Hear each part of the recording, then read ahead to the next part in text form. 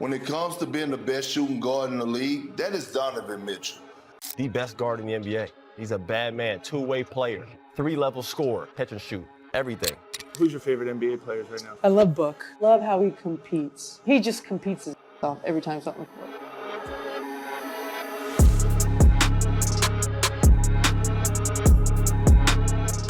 Alright, what is going on, everybody? How is everybody doing today? Welcome back here today to another top 30 positional ranking for the 2025 NBA season, and today we are going to be doing shooting guards. So one clarification that I didn't mention in the point guard episode is this is based off what I think is going to happen in the 2025 season. That's why I was really high on Emmanuel Quickley and a little bit lower on veterans like Damian Lillard and James Harden. This isn't right now today. This is what I think the top 30 of this position will be throughout next year's season. Also, for shooting guards, these guys could play a couple different positions as well. They could play a little bit of the 2, the 3. So guys that will not be mentioned in this video, that will be in the small forward video. You got Jaylen Brown of the Boston Celtics now that Derek White is a shooting guard, so he won't be here. Bradley Beal, I think, is going to be the small forward this year, with Tyus Jones being the point guard, so Devin Booker will be talked about. I'm going to have OG Anunoby and Mikal Bridges be in the small forward video as well. And I do believe Klay Thompson is going to be a small forward again next year. He was a small forward for the Warriors last year. So now let's get into the top 30 rankings. So just missing out, you have Dyson Daniels, the new Atlanta Hawk. He played really good for Team Australia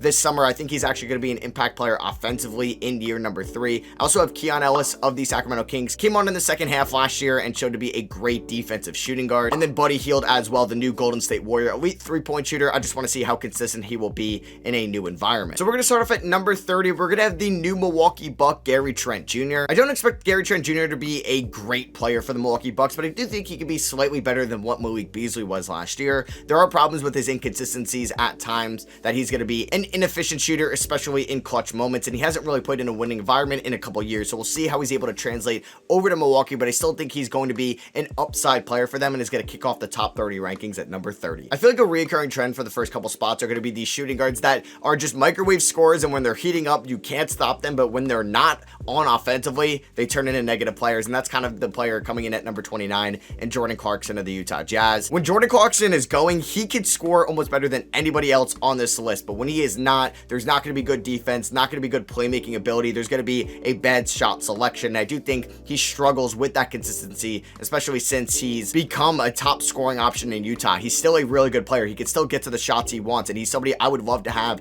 as my 6th or 7th man on a contending team. But for some team like Utah, where you're asking him to be a top 3 scorer for some years, I just don't really think it's going to work out in the long haul. So he's coming in at number 29 for next year. Coming in at number 28, I have Norman Powell of the Los Angeles Clippers, another player like Clarkson and Gary Trent Jr. I think Norman Powell is an elite 3-point shooter. I feel like he's developed into a nice 6th-man role since he's been in LA Clippers for a few years. He's more efficient, in my opinion, than Jordan Clarkson and Gary Trent Jr. and more consistent with his 3-point shot. So that's why I have him coming in at number 28. Coming in at number 27, I have Jaden Ivey of the Detroit Pistons. Man, when I was scouting Jaden Ivey a couple years ago for the 2022 draft, I would have been a little disappointed when I would have known that he was going to be the 27th best shooting guard for his 3rd season. I just think that would be a little bit disappointing for Jaden Ivey, but he has struggles with his consistencies as well. He can get to the rim, but I feel like sometimes he struggles at finishing at the rim. There's lapses defensively. Now, I will give Jaden Ivey the benefit of the doubt. He was playing under Monty Williams in the worst environment last year. So I hope JB Bickerstaff can unlock something for Ivey defensively, and I would like to see the playmaking take a jump, but he's definitely taken a back seat to Cade Cunningham in that backcourt. So I'm a little cautious on either end of the floor if they're going to develop where I think could for Jaden Ivey going into year number 3. Coming in at number 26, I have my first rookie from these positional rankings, and it's going to be Reed Sheppard of the Houston Rockets. Yeah, I think Reed Sheppard can be a top 30 shooting guard already in his first year, as long as he gets a good amount of playing time. Obviously, he's going to be behind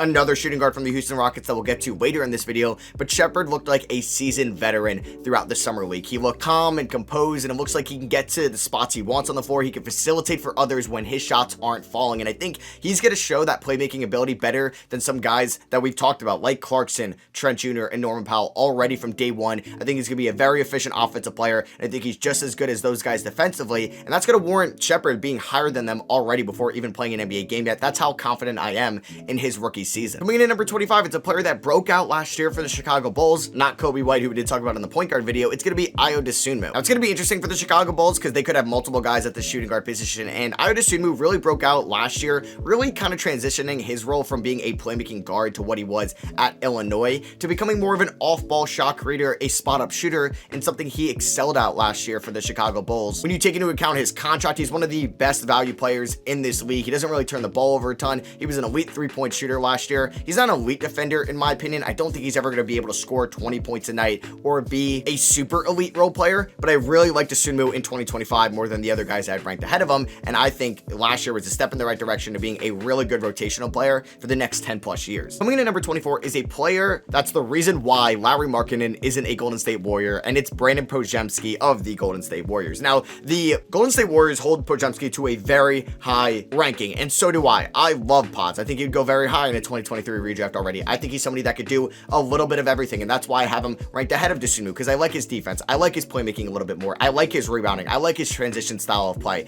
But I do think Podziemski, while he can be an elite role player and maybe be somebody like a Derek White one day, that's not going to happen next year. So I do have him ranked fairly high at number 24, but it may not be till year 3, year 4 where we see him get more experience as a high priority scoring option in Golden State before we can rank him as a top 15 shooting guard in the league. Because while this position is definitely very top heavy, there is a very competitive depth basically outside the top 7 all the way to basically this spot. Coming in at number 23, I have Josh Giddey of the Chicago Bulls. So we just talked about Ayo Dosunmu. You could say that Josh Giddey could be a point guard, and that's fine with me. Last year, he was a shooting guard primarily for the Oklahoma City Thunder. Maybe they go Kobe White at the 1, Giddey at the 2, but Giddey's still the more lead initiator for that team. Either way, he's still becoming more of an underrated player. There's obvious hate for Josh Giddey currently, but he's still a fine player when he's on the floor. He's still going to get his teammates involved. He could still hit a 3 or 2. The defense leaves a lot to be desired. The offensive aggressiveness as well, but I still think he's somebody that could be a top 20-ish player at his position next year. And I think with a lot less like spotlight on him in Chicago, a team that doesn't have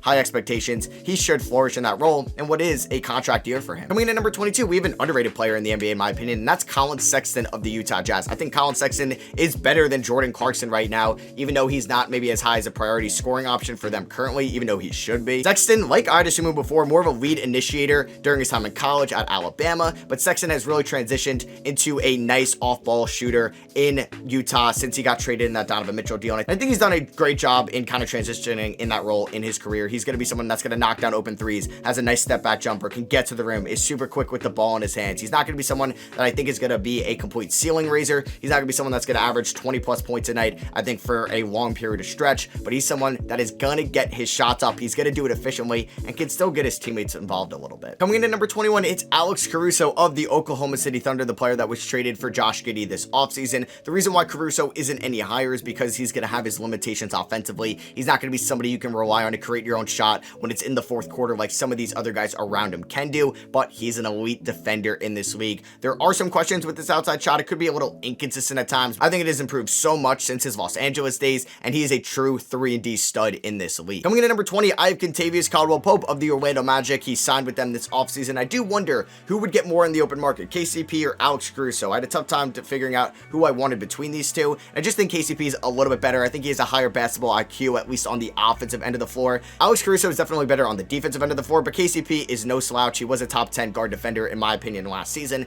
and KCP is still an elite offensive complementary player. He's an elite three-point shooter. He showed up in big moments in the 2023 playoffs for the Denver Nuggets, and we'll see if he can bring that over to Orlando, playing with a lot younger of a squad. Coming in at number 19, it's somebody that I want to see actually elevate his team and prove that he's not a good stats, bad team, or just an empty stats overall guy, and that's going to be Anthony Simons of the Portland Trailblazers. Simons just turned 25, so he's still very young, but this environment in Portland maybe hasn't been the greatest in, but he did put up 22.5 points per game last year. He can be an elite three-point shooter, but like I said, I don't know if he's somebody that could be a number 1, number 2, or number 3. He's got to figure out his role in this league. I think he needs to improve vastly on the defensive end of the floor. I think there are some strides he could take as a playmaker, getting his teammates involved, having a little bit of tunnel vision, and I think this is a big year for Simons because I thought the Trailblazers were going to potentially move him this offseason. They opted not to do that, so we'll see if he can have a really good year for Portland and show that he can actually be a two-way player in this league at a high level, because then if so, I'm ranking him way too low. Coming in at number 18, it's a player that pisses me off a lot, and it's CJ McCollum of the New Orleans Pelicans. I just feel like McCollum could have had so many chances to prove that he's better than he is, and I just can't put him any higher. In round 1 last year against the Oklahoma City Thunder,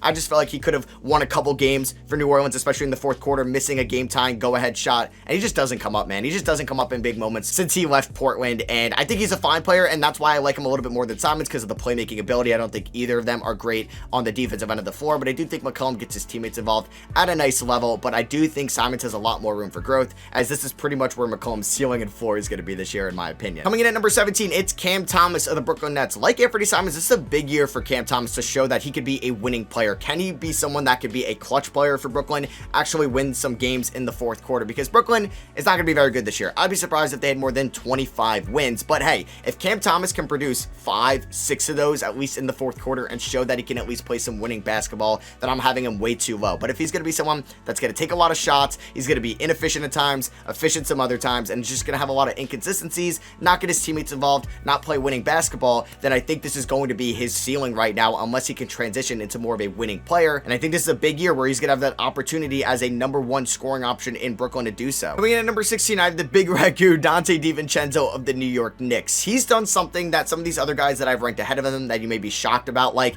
an Anthony Simons, is CJ McCollum in recent years, or Cam Thomas. He has shown to play winning basketball at the highest stages in the playoffs. He is an elite role player in this league, and I'd rather have Dante DiVincenzo on my championship contending squad than Cam Thomas right now. DiVincenzo could do a little bit of everything out there. He's going to crash the glass. He's going to hustle 110% for 48 minutes a night if he has to. He's going to make winning plays. He's going to knock down big time shots like we saw in game 2 against the 76ers in round number 1. He's going to dive for loose balls. He's going to run in transition. He's going to make the extra pass. He's going to lock in on the defensive end of the floor and try 110% on that side of the floor as well, chasing down some of the team's best players like he did with Tyrese Maxey, Tyrese Halliburton in the playoffs last year. He's a winning player, and that's why I have him ahead of the guys behind him that are definitely better scorers, but that's really it. It was really tough ranking Marcus Smart. I decided on number 15, put him in the middle, just because last year he was hurt and the whole Grizzlies team was basically hurt, so we didn't really get to see the true value of Marcus Smart in Memphis, but we're going to be able to see that this year. With Ja Morant back, this team fully healthy, competing for a high-end playoff spot, we're going to see that Smart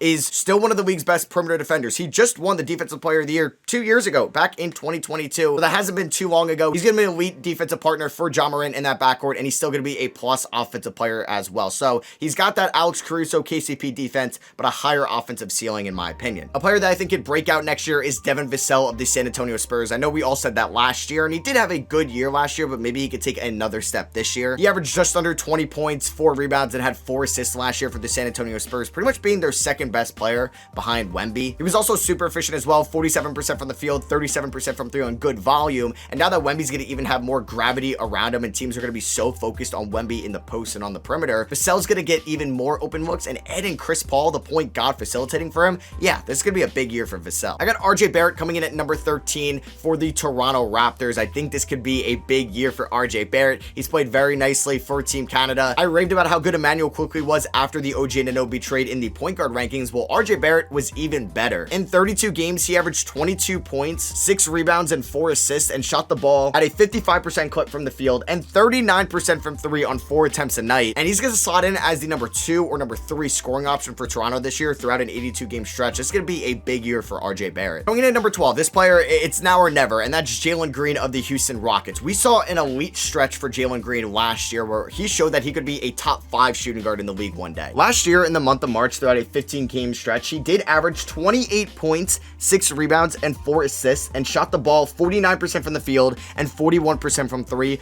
on great volume. It's just he had so many other months where he was averaging 16 points, shot 39% from the field, was not making winning plays, was turning the ball over a ton. But if we can get that March of 2024 Jalen Green throughout an 82 game stretch, he can actually be a top 5 shooting guard in the league, like I said. But it's now or never for Jalen Green, and let's see it happen in 2025. Coming in at number 11, it's someone that's as good defensively as Dante DiVincenzo, Marcus Smart, Caruso, and KCP, but I also think has a higher ceiling offensively than all of them, and that's Jalen Suggs of the Orlando Magic. Suggs was an elite point of attack defender last year for the Orlando Magic. They were one of the best defensive teams in the Eastern Conference, and that was carried by Jalen Suggs in that backcourt. And he was also an elite offensive player as well, shot 47% from the field, 40% from 3 on 4.5 attempts a night, was a solid free throw shooter, and tagged on 12.5 points. He finished 6th in most improved voting. He was an all defensive second team. He's going to be even better in year number 4 for a team trying to compete for probably a top 3 spot in the Eastern Conference throughout the regular season. Coming in at number 10, I have Malik Monk of the Sacramento Kings, a player that finished runner-up in 6th Man of the Year voting last year. Monk Monk knows his role better than guys I think like Anthony Simons and McCollum and even Cam Thomas at times, because he's going to be as good of a playmaker as all of those guys, and he's going to be so much more efficient offensively. He knows when to take over games. He knows when he's not shooting the ball well, he's going to transition to more of a playmaking secondary shot creator guy and let Sabonis do his work, let Keegan Murray and De'Aaron Fox and now DeMar DeRozan do their work. So I just think Monk has a high basketball IQ as a score first guy, but is also a good playmaker and tries very hard on the defensive end of the floor. Coming in at number 9, I have Tyler Hero of the Miami Heat. I do think Hero's become somewhat underrated in this league. Yes, he did not perform very well against the Boston Celtics in round number 1 last year as a top scoring option. I think we all know that Hero isn't going to be a top scoring option in this league, but he's still a very efficient shot creator. He shoots pretty much mid 40% from the field. He shoots around 40% from 3. He's an elite free throw shooter. I actually don't think he's a horrible defensive player. He's not great, but he's not horrible on that end of the floor. And I do think Hero's become slightly underrated. I don't think he's going to finish this season higher than this spot. He definitely could finish lower, but I still have my Tyler Hero stock. Coming in at number 8 is a player that I think is going to be competing for most improved player this year. He had a great playoff run last year, and that's Andrew Nembhard of the Indiana Pacers. Yeah, I'm very high on Nembhard. Last year, he was just super efficient throughout all of the playoff series that the Pacers played in. Round number 1, 14 points, 3 rebounds, 5 assists against the Bucks, shot 60% from the field and 45% from 3. In round number 2 against the Knicks, hit some big time shots, carried that efficiency over, 55% from the field and 53% from 3, tagged on 5 assists a night as well, and then was elite against the Celtics, 54% from the field, 48% from 3, 89% from the line, and averaged 21 points, 4 rebounds, and 8 assists. Now, a lot of that came when Tyrese Haliburton was out, so Nembhard had a much more expanded role, but he carried that momentum over to Team Canada this summer, and I think Nembhard is going to be a top 10 shooting guard in the league in the 2025 season. Coming in at number 7, I have someone that we may have forgot about a little bit because he was injured last year, and the whole team was injured, and that's Desmond Bane of the Memphis Grizzlies. Bane is still one of the more efficient three-point shooters in this league. He did appear in only 42 games for the Grizzlies last year,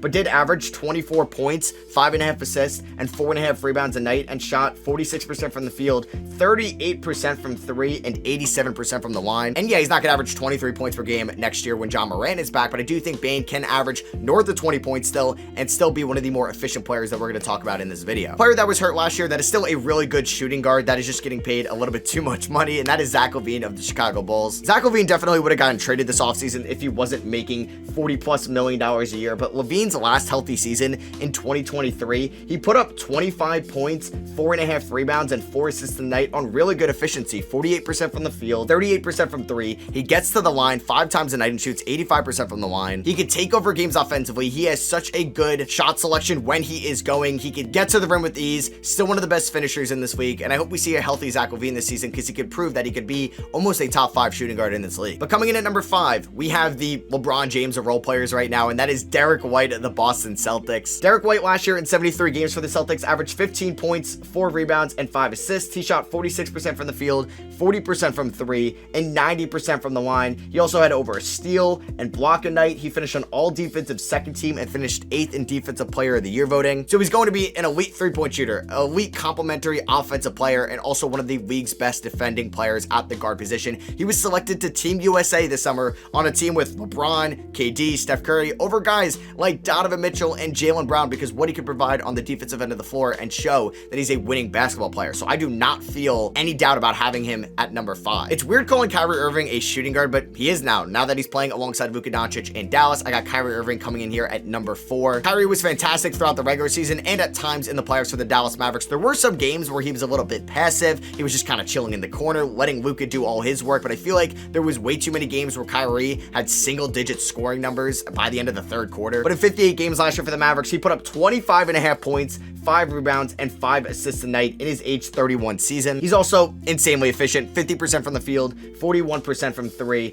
and 91% from the line. If you round up, he was basically 50, 40, 90 last year. Maybe he's never going to be a number 1 option on a team. We haven't talked about anybody in this video that can be a number 1 option on a championship team, but he's as good as a number 2 that you could ask for. And the top 3 guys I do think can all be number 1 on a championship team, and they all are so close together. Number 3, I decided on Devin Booker of the Phoenix Suns. Booker's coming off a season where he was asked to play an entirely new position. He was asked to be the lead initiator, the point guard for this team, something he really hasn't done in his career so far because he played so many years with Chris Paul. And I thought he was really good in that role. He still put up 27 points, 4.5 rebounds, but he did average 7 assists a night, and I thought was a great playmaker and has shown those flashes as well for Team USA as someone that isn't shooting the ball as much but is getting his teammates teammates involved. He's still crazy efficient as well, 49% from the field, 36% from 3, and 89% from the line. He was on All-NBA third team, was an All-Star as well last year for the Phoenix Suns, being a number 2 option behind Kevin Durant. And over his last 3 playoff series against the Clippers and Nuggets last year and the Timberwolves this year, while they didn't go as far as they would have liked to after the momentum that they had at the end of the 2021 season, he's still shown up in these playoff games. Now, he is inconsistent at times, especially in elimination games, but I do believe Devin Booker is still 100% a top 3 shooting guard in this league, and you can have him at number 1 next year, and I'm okay with that. Coming in at number 2, though, I have Donovan Mitchell of the Cleveland Cavaliers. He led the Cavs to round 2 against the Boston Celtics last year, and maybe the series result could have been a little bit different if Mitchell was healthy. But Mitchell last year in 55 games averaged 26.5 points, 5 rebounds, and 6 assists a night. He shot 46% from the field,